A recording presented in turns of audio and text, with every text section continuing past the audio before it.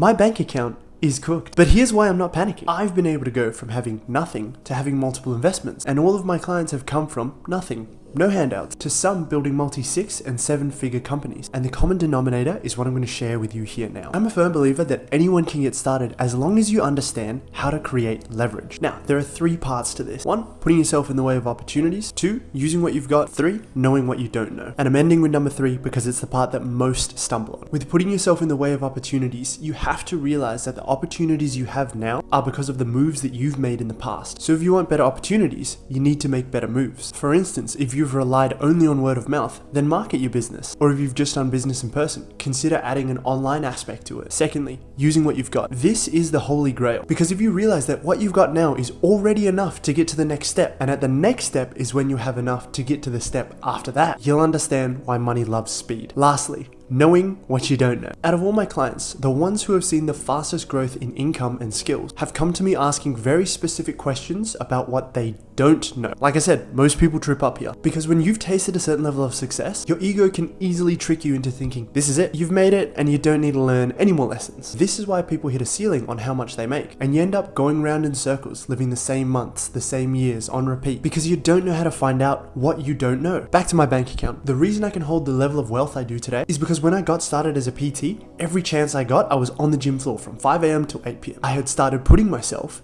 in the way of opportunities. Then when I hit a cap with that, my wife helped me realize I could use my social media better because I wasn't really using it at all. So I learned how to use what I had. Then when I got to a comfortable level with money, I was very comfortable with having money come in, but I knew that just saving wasn't going to grow my wealth. So I started paying mentors and people who had been where I was and gotten further. And in learning from them, I got to know what I didn't know. I didn't know how to have a good relationship with debt. And that was my journey, following these 3 exact things. It will look different for you depending on the stage that you're at right now. However, there's one thing that rings true. Every level you pass, you inherit a new kind of debt. At first, it's a skill debt. Then it's an experience debt. Then it might be monetary debt. But the ones who keep growing continue developing their relationship to debt. And it's why I say, show me how much debt you can hold and I'll know how wealthy you can get. This is all the art of being man. Embody that and it'll be all gravy, baby.